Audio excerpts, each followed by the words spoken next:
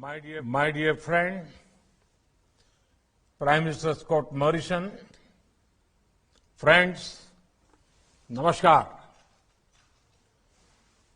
It is a great honor for the people of India that you have invited me to deliver the keynote at the inaugural Sydney Dialogue.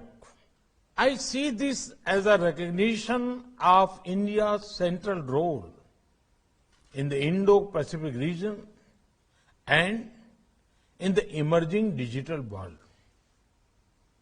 It is also a tribute to the comprehensive strategic partnership between our two countries, a force of good for the region and the world. I congratulate the Sydney Dialogue for its focus on emerging critical and cyber technologies. Friends, we are in a time of change that happens once in an era. The digital age is changing everything around us. It has redefined politics, economy, and society. It is raising new questions on sovereignty, governance, ethics, law, rights, and security. It is reshaping international competition, power, and leadership. It has ushered in a new era of opportunities for progress and prosperity. But we also face new risks and new forms of conflicts across diverse threats from seabed to cyber to space. Technology has already become a major instrument of global competition and key to shaping the future international order. Technology and data are becoming new weapons. The biggest strength of democracy is openness. At the same time, we should not allow a few vested interests to misuse this openness. Friends, as a democracy and a digital leader, India is ready to work with partners for our shared prosperity and security. India's digital revolution is rooted in our democracy, our demography, and the scale of our economy. It is powered by enterprise and innovation of our youth. We are turning the challenges of the past into an opportunity to take a leap into the future. There are 5 important transitions taking place in India. 1, we are building the world's most extensive public information infrastructure. Over 1.3 billion Indians have a unique digital identity. We are on our way to connect 600,000 villages with broadband. We have built the world's most efficient payment infrastructure, the UPI. Over 800 million Indians use internet. 750 million are on smartphones. We are one of the largest consumer of data per capita and have one of the cheapest data in the world.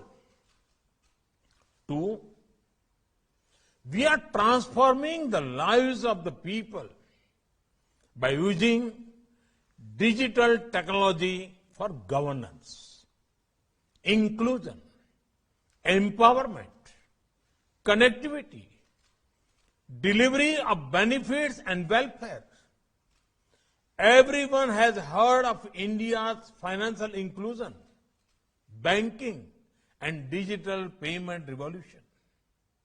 Recently, we have used technology to deliver over 1.1 billion doses of vaccines across India's vast geography using Arogya Setu and CoWIN platforms.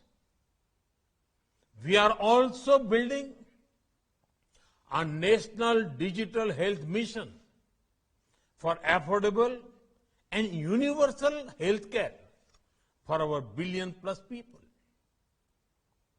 Our One Nation, One Card will deliver benefits to the hundreds of millions of workers anywhere in the country.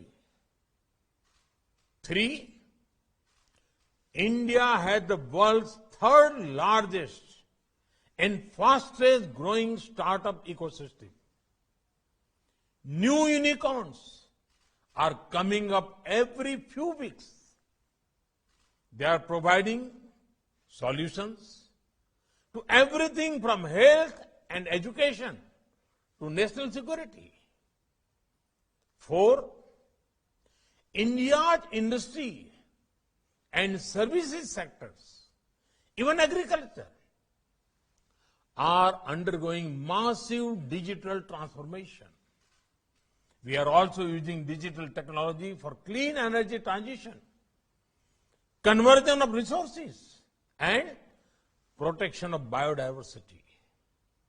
5, there is a large effort to prepare India for the future. We are investing in developing indigenous capabilities in telecom technology such as 5G and 6G. India is one of the leading nations in artificial intelligence and machine learning, especially in human-centered and ethical use of artificial intelligence. We are developing strong capabilities in cloud platforms and cloud computing. This is key to resilience and digital sovereignty. We are building world-class capabilities in quantum computing. India's space program is a vital part of our economy and security. It is now open to innovation and investment for the private sector. India is already a major center for providing cybersecurity solutions and services to corporates around the world. We have set up a task force with our industry to make India a global hub for cybersecurity. We have the benefit of our skills and global trust. And now we are focusing on hardware. We are preparing a package of incentives to become a key manufacturer of semiconductors.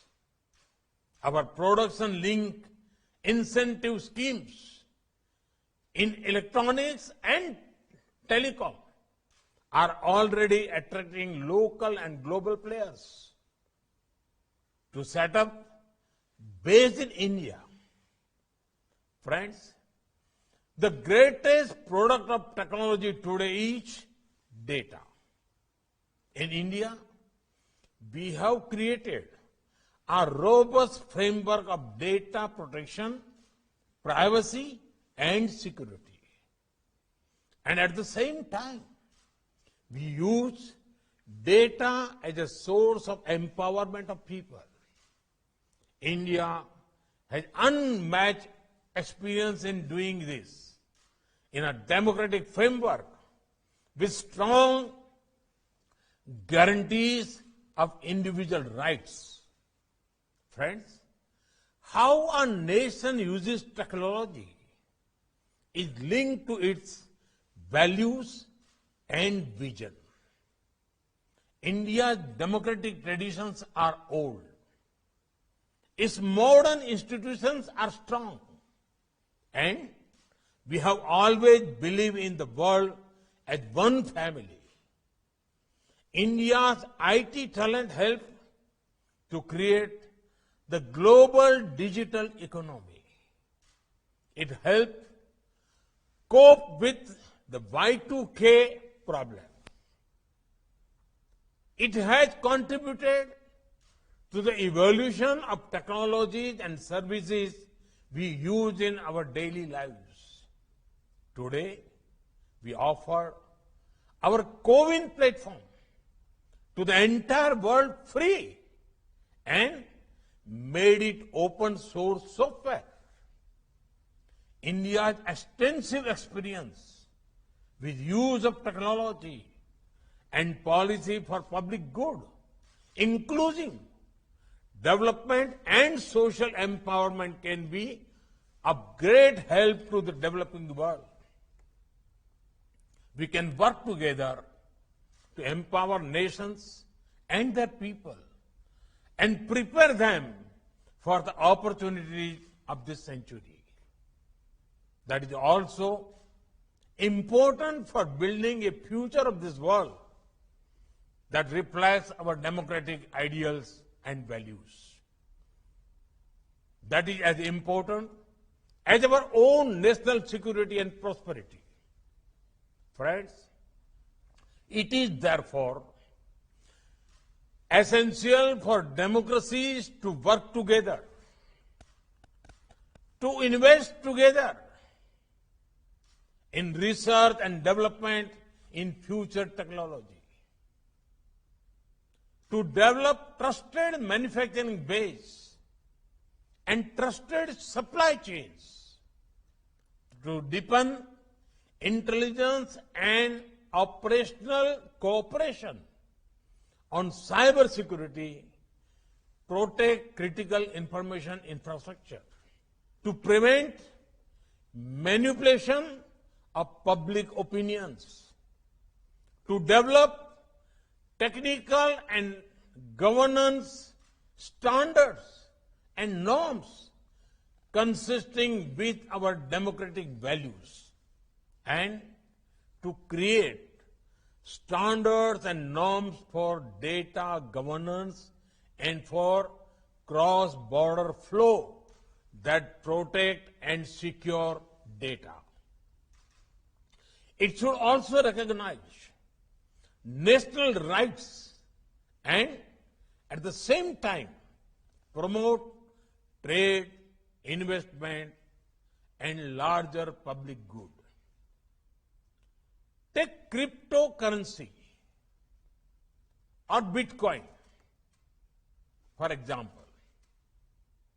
It is important that all democratic nations work together on this and ensure it does not end up in wrong hands, which can spoil our youth.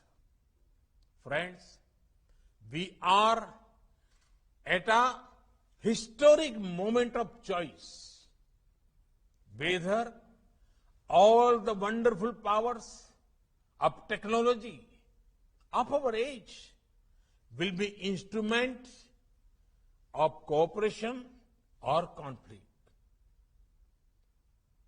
coercion or choice, domination or development, operation or opportunity. India, Australia, and our partners in the Indo-Pacific region and beyond hear the call of our times. And we are prepared to rise to fulfill our responsibilities. I am confident that the Sydney Dialogue will be a wonderful platform to help us shape our partnership for this age, and fulfill our responsibility to the future of our nations and the world. Thank you. Thank you very much.